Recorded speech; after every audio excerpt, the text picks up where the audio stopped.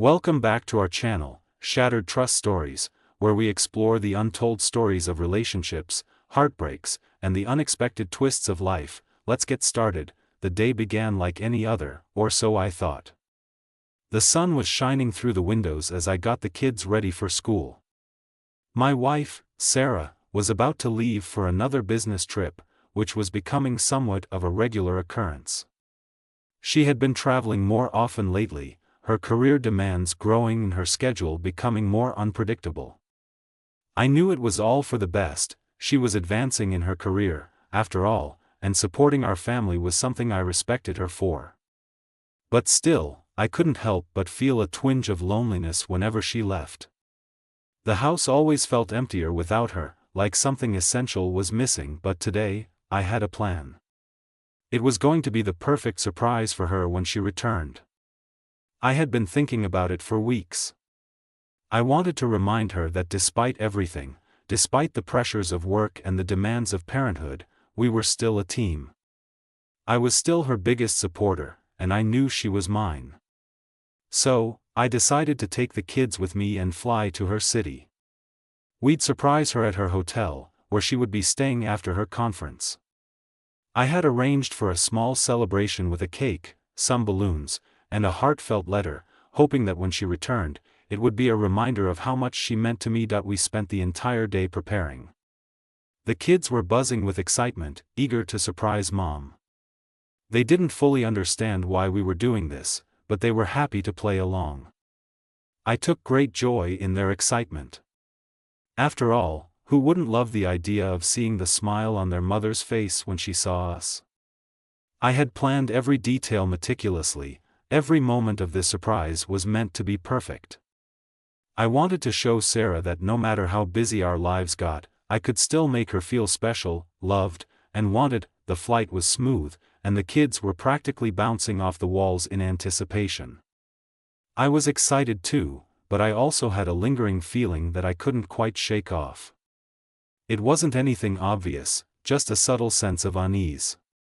Maybe it was the sheer perfection of the surprise. Whenever something feels too perfect, it's hard to believe it's truly going to happen without some sort of hitch, right? When we landed, I was eager to get to the hotel. I had everything planned. Her schedule was light, and she was supposed to be free by the time we got there. As we drove towards the hotel, I couldn't help but feel this rush of warmth. I was doing something meaningful. I had no idea that this simple act of love would be the very thing that would unravel everything. Upon arrival, the kids and I made our way inside, but there was something off. Sarah wasn't answering her phone. I assumed she was in a meeting or something urgent had come up, but the nagging thought persisted. I shook it off, thinking I was overthinking things. The kids ran ahead, eager to get to their mother. They hadn't seen her in days, and I knew their little hearts were full of joy at the thought of surprising her. I approached the receptionist and asked if Sarah was in her room. Her response was curt, almost professional. "She's not back yet," she said. I nodded and thanked her, but something didn't sit right with me. I texted Sarah again, but this time, she didn't reply. I waited for a few minutes, trying to tell myself it was nothing. She must have been busy. She had a lot on her plate these days. But the uneasy feeling lingered. Past the time, I kept the kids occupied with some games, trying to distract myself from the gnawing sense of worry. I noticed my phone buzz and looked down at it. The message was from an unknown number. It read, "She's not where you think she is. You need to wake up." The message sent a cold shiver down my spine. Who was this?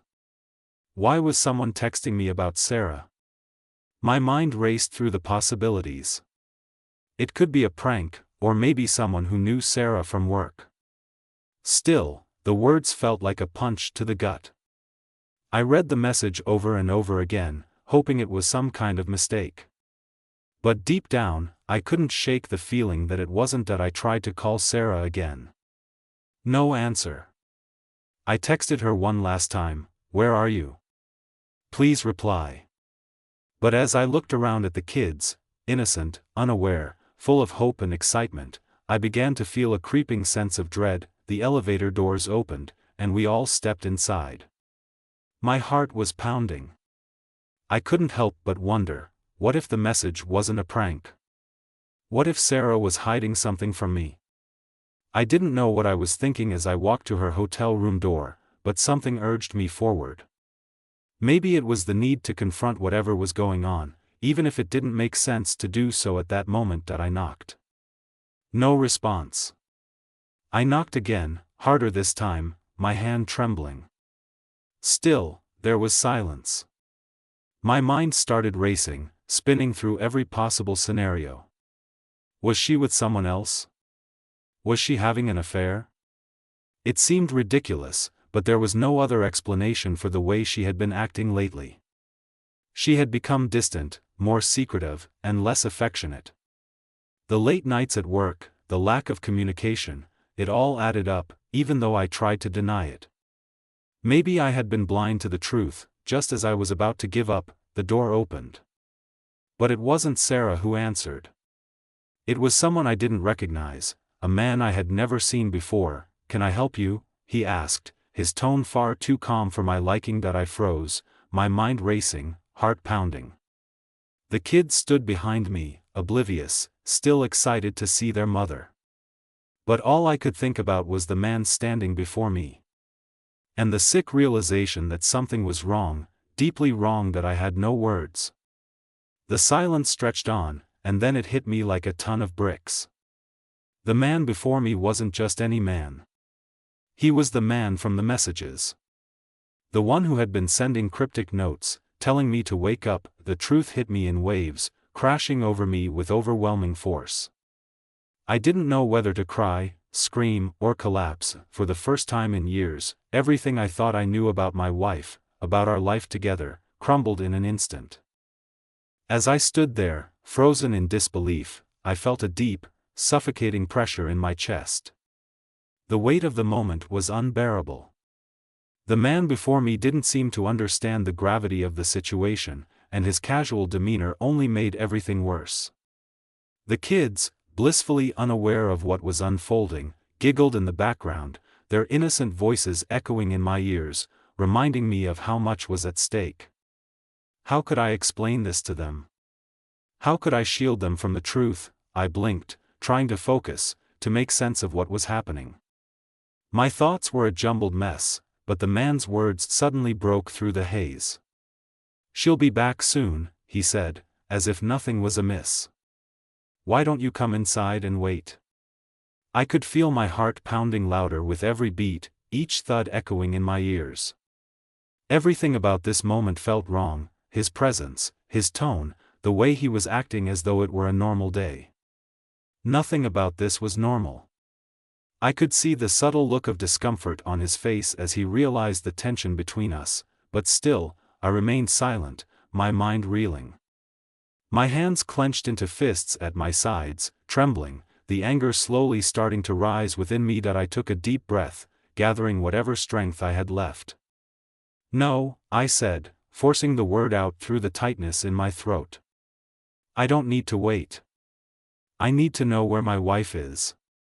The man's expression faltered for a moment, his eyes flickering with a hint of guilt, but then he recovered quickly, his smirk returning. "She's probably out with clients," he said. "Why don't you let her explain everything when she gets back?"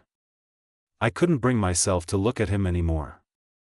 The way he spoke so casually, so dismissively, as if nothing were out of the ordinary, sickened me. My mind flashed to every moment I had spent with Sarah, our conversations, our laughter, our late-night talks about the future. I had always trusted her, believed in her. But now, with this man standing before me, I felt like an idiot. How had I not seen the signs? How had I been so blind? "Where is she?" I repeated, my voice sharper now. "You don't get to play games with me. I want the truth." For a brief moment, I saw the man's mask slip, just a fraction. His confidence wavered, and I could see him grappling with the realization that I wasn't going to walk away. But before he could speak again, a voice echoed from down the hallway. "Who's at the door?" It was Sarah's voice. The sound of it, the familiarity, should have been comforting.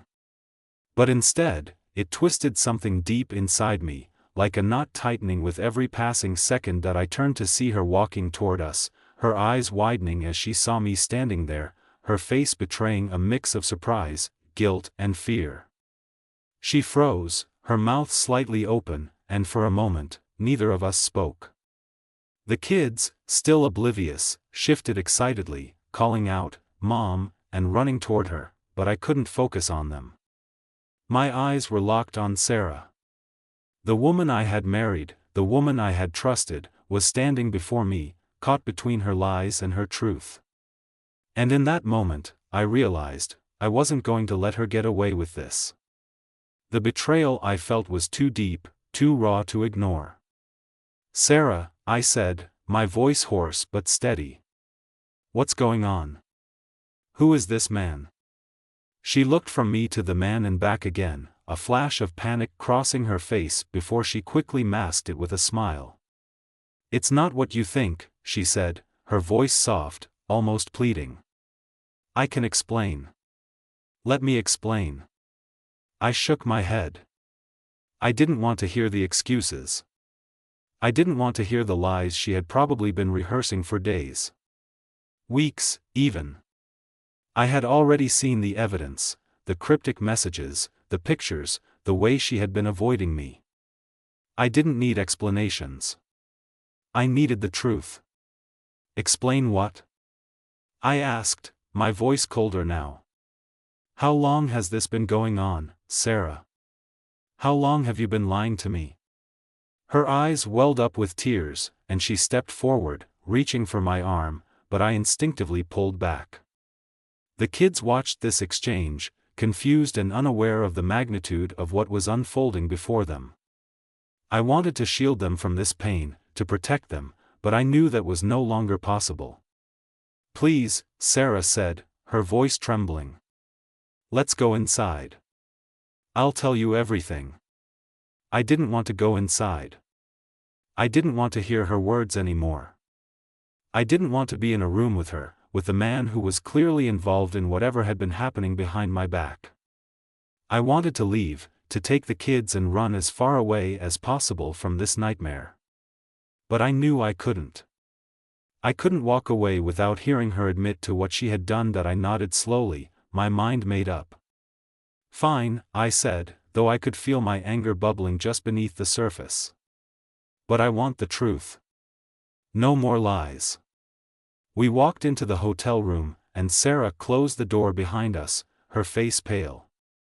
The man stayed by the door, watching us with an air of indifference, as though he wasn't fully involved in what was happening. I wanted to scream, to demand that he leave, but I bit my tongue. Sarah sat down on the edge of the bed, her hands clasped tightly in her lap. She avoided looking at me for a few moments, clearly trying to gather her thoughts, but I wasn't in the mood for her hesitation. My heart felt like it was in my throat, the weight of everything pressing on me. The kids were still playing quietly in the corner, unaware of the storm about to hit. Finally, Sarah spoke. Her voice was soft, almost apologetic. "I didn't want you to find out this way," she said, her eyes finally meeting mine. "But yes, it's true. I've been seeing someone else. It's been going on for a while, and I never meant for it to hurt you. I didn't want to betray you, but I didn't know how to stop." The words hit me like a punch to the gut. The world seemed to shift around me, and for a moment, I couldn't breathe. I couldn't even think. My mind couldn't process what she was saying. I wanted to scream, to cry, to do anything but sit there, listening to her try to explain away the pain she had caused, but all I could do was stare at her, my heart breaking as I realized the depth of her betrayal. The woman I had loved, the mother of my children, had chosen someone else. Chosen someone over me. Over us. "I trusted you," I whispered, the words barely escaping my lips. "I believed in you." Sarah reached out to touch my hand, but I pulled away. I couldn't let her touch me. Not now. Not after everything. The room fell silent, the only sound coming from the distant hum of the city outside. My thoughts were a whirlwind of confusion, anger, and betrayal, but amidst it all, one thing became crystal clear. Nothing would ever be the same again. The silence that hung in the room was suffocating. I could hear my heart thudding in my chest, a constant reminder that everything I thought I knew about my life, about my family, was now shattered. Sarah's words echoed in my mind, each one sinking deeper than the last. "I've been seeing someone else," she had said, and the weight of those words felt like a burden that I couldn't shake. How could she? How could she do this to me? To our kids, the kids were still oblivious, still playing in the corner, their innocent laughter seeming out of place in this charged atmosphere. I wanted to protect them from this moment, to shield them from the pain that was building up inside me. But I knew I couldn't. I couldn't pretend anymore. The truth was out, and there was no escaping it. That I stood up abruptly, walking across the room in an attempt to clear my head. My mind was a whirlwind of conflicting emotions, anger, betrayal, disbelief. But there was something else too, something I couldn't quite name.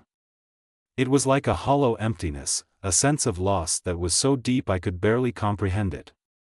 The life I had built with Sarah, the love we had shared, all of it seemed like a distant memory now, something that had never truly existed. Sarah watched me, her eyes filled with a mixture of guilt and fear.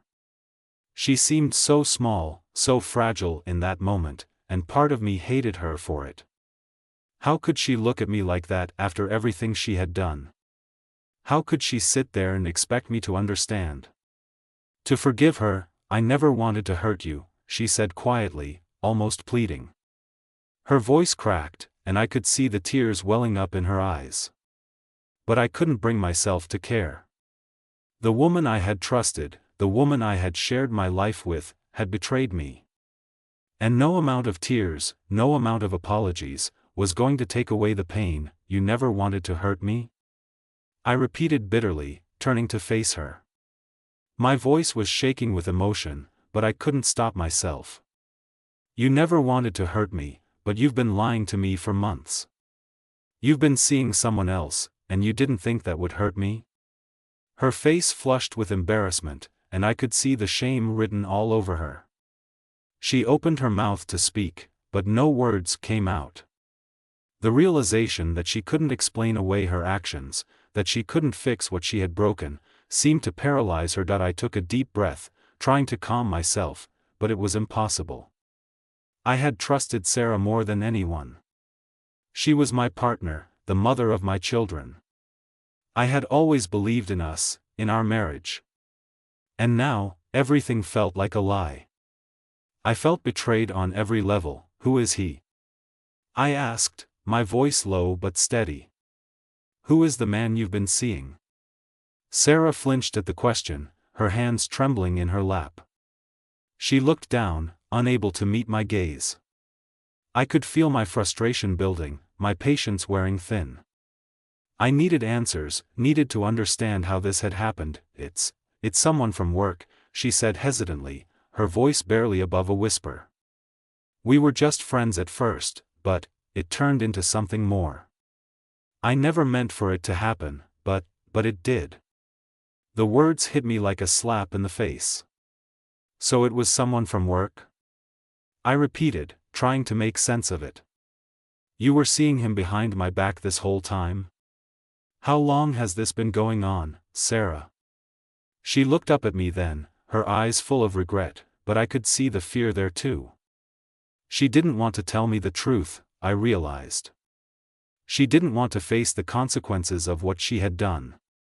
But she had to. "About 6 months, she said quietly, the words falling from her lips like stones, heavy and final. 6 months. 6 months of lies.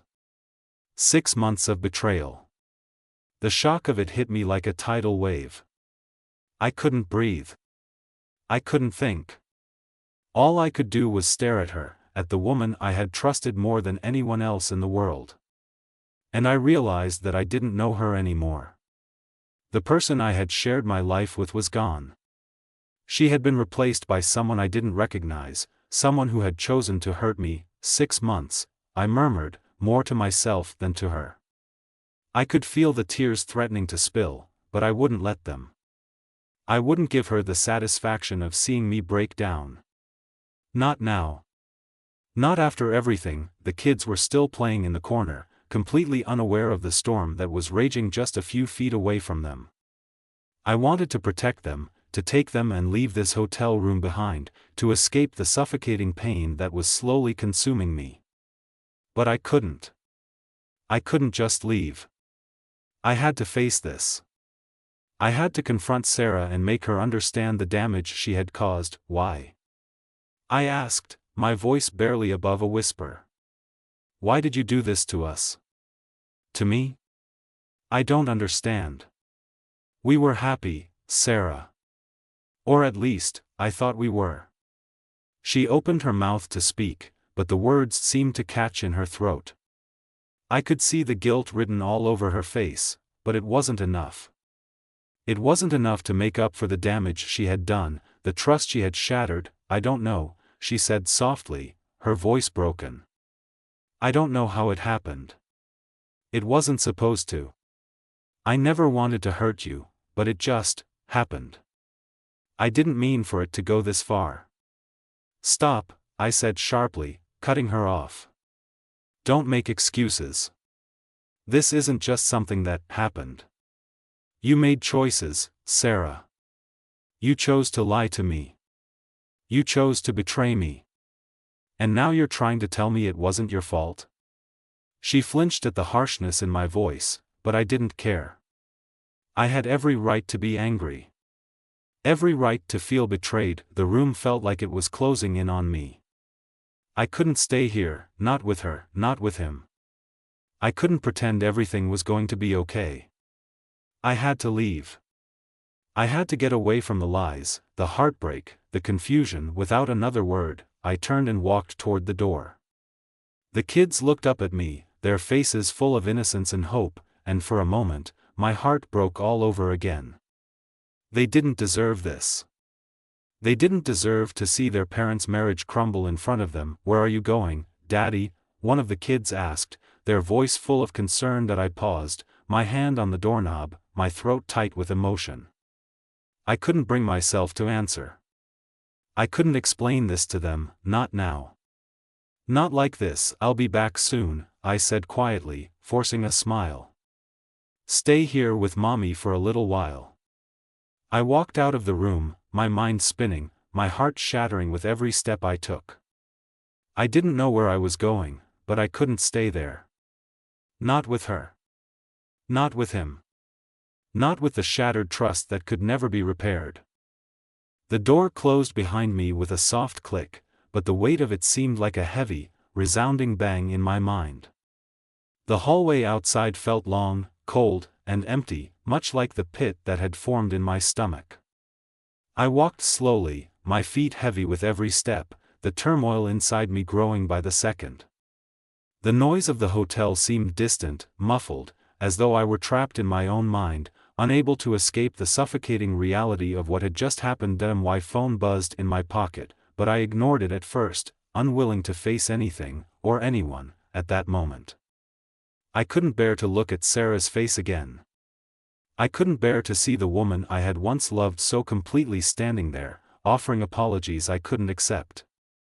The man in the room, the one who had been a part of this betrayal, still haunted me. What was I supposed to do with this information?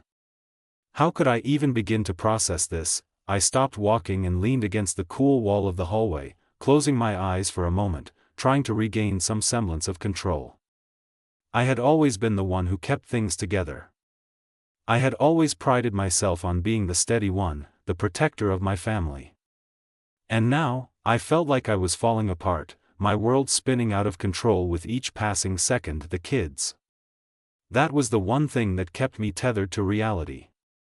They were innocent, unaware of the storm swirling around them. How could I protect them from the consequences of this? How could I explain to them that their mother, the woman who had always seemed to be their rock, had torn our family apart. I pulled my phone from my pocket and saw that the missed call was from Sarah. She had left a voicemail, but I didn't want to hear it. I couldn't bear the sound of her voice right now, the sound of the woman who had betrayed me, trying to make it all better with a few soothing words. Instead, I opened my messages, scrolling through the texts. I had to do something. I had to take action. I couldn't let this go unanswered, let it fester and rot. I couldn't forgive her, not after everything. The truth was too deep, too raw.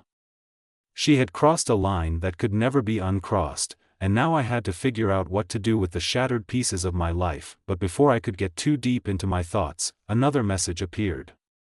It was from my best friend, Liam. I had texted him earlier, told him that I was having a rough day. But now, after everything, I realized I needed to talk to someone who understood me, someone who could give me a different perspective. The message was simple, just a check-in, but something in it made me pause. Man, I'm here if you need to talk. I'm just a phone call away. I stared at the message for a few moments, my fingers hovering over the screen. Should I call him? Could I share this with him? I didn't want to feel weak, to admit that I had been blindsided. But at the same time, I knew I couldn't keep this all inside. The weight was too heavy. I tapped the call button. Liam? I said when he picked up, my voice sounding strange even to my own ears. I don't know what to do, man. Everything is falling apart. I'm here for you, Liam said immediately, his voice calm and steady. Talk to me. What happened? I took a deep breath, trying to find the words. The truth was hard to say, but I had to say it. Sarah, she's been seeing someone else. I just found out. I don't know what to do, Liam. I don't know how to fix this. I don't know if I even want to. There was a pause on the other end of the line, and for a moment, I wondered if Liam was shocked. But then he spoke, his voice full of sympathy. Man, I'm so sorry. I can't even imagine how you're feeling right now. But listen, you're not alone. You have options, okay? You don't have to make any decisions right now. Take it one step at a time. I closed my eyes, running my hand through my hair. I don't even know where to start. She says it was just a mistake, that she never meant for it to happen. But how do I trust her again after this? How do I even look at her the same way? You can't, Liam said bluntly. You can't just pretend like nothing happened. And I'm not saying it's easy, but you have to be honest with yourself. What do you need right now? What do you want moving forward? His words hit me hard. What did I want? Did I want to try and salvage this marriage, this life we had built together? Or did I want to walk away, take the kids, and start over? I didn't know. I didn't know what I was capable of at this moment. All I knew was that I felt lost, like I was drowning in my own emotions, and I couldn't see the shore. I don't know, man, I admitted, my voice breaking. I don't know if I can ever trust her again. I don't know if I even want to. But I don't want to hurt the kids. I don't want them to suffer because of her mistakes. They're going to be okay, Liam said gently. But you have to take care of yourself first. You can't pour from an empty cup, man. Whatever you decide, you need to make sure it's the right decision for you, not just for her or the kids.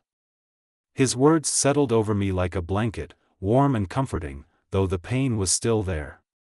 I wasn't sure if I could ever forgive Sarah for what she had done. I wasn't sure if I even wanted to. But I had to figure this out. I couldn't keep running from it. Thanks, man, I said quietly, feeling the weight in my chest start to loosen just a little. I'll figure it out. I need some time. That's all you need, Liam assured me. Take the time you need. I'm here when you're ready to talk. I hung up the phone, feeling the smallest sense of relief.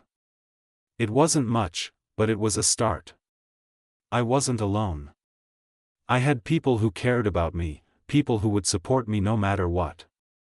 But that still didn't make the situation with Sarah any easier. That I stood there in the hallway for a moment longer, trying to collect my thoughts, trying to get my bearings.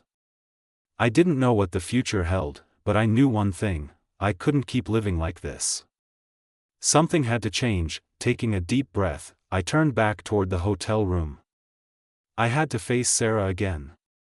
I had to decide what came next. The road ahead was uncertain, but I knew one thing for sure: I wasn't going to let this destroy me. I wasn't going to let her betrayal define who I was. I opened the door, walking back into the room. The kids looked up at me with their bright eyes, unaware of the storm that had passed through. Sarah was sitting on the bed, her hands wringing together nervously. The guilt on her face was obvious, but it wasn't enough. "Dad?" one of the kids asked softly, looking at me with a questioning expression. I smiled, though it felt forced. "Everything's fine, buddy. Everything's going to be okay." But as I looked at Sarah, I knew that wasn't true. Nothing was ever going to be the same again. And the choices I made in the coming days would change everything for all of us. The days that followed were a blur. I couldn't bring myself to face Sarah immediately after that conversation. I knew I needed time to think, to process what had happened, and to figure out what I was going to do. But time seemed like a luxury I couldn't afford. Every minute I spent in this hotel room, in this broken state, was another minute where my heart ached and my mind raced with possibilities. How could I let this go? How could I allow her to hurt me and still stay in this marriage? Was it possible to rebuild something that had already been destroyed? Or was I fooling myself by even considering it? The kids were still oblivious to everything. They sensed the tension, of course. They were too smart not to, but they didn't understand what had happened. They didn't know the depths of the betrayal, and part of me wanted to protect them from that. I didn't want them to grow up knowing that their mother had shattered the trust of our family. But I also knew I couldn't shelter them forever. At some point, they would understand that something was wrong. The question was, how would I explain it to them? Sarah, on the other hand, was a wreck. She spent the next few days trying to talk to me, trying to apologize, trying to explain herself. But her words were hollow. The apologies meant nothing to me now. She had done something unforgivable, and no matter how hard she tried to make it right, I knew I would never see her the same way again. I had always considered myself a forgiving person. I had always believed that people deserved second chances. But this was different. This wasn't a simple mistake. This was a conscious decision to betray the most sacred part of our relationship, the trust we had built over the years. There was no excuse for what she had done. One evening, after a long day of contemplation, I sat down with Sarah in the small living room of the hotel suite. The kids were playing outside in the hotel's designated play area, safe for now from the storm that was raging inside our walls. This was the moment I had been dreading, the moment where I would have to make a choice. "Sarah," I said, my voice calm but firm. "We need to talk." She looked at me, her eyes red from the tears she had shed over the past few days. She had tried to explain herself, to make me see things from her perspective, but nothing had worked. She knew, deep down, that she had crossed a line. And now, the consequences were here. "I know I've hurt you," she said quietly, her voice trembling. "I know what I did was unforgivable. But please, just give me a chance to make it right. I don't want to lose you. I love you." The words sounded empty to me.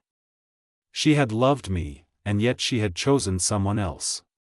She had made the decision to lie, to sneak around behind my back, to betray me in the most painful way imaginable. And now she was asking me to trust her again. How could I do that?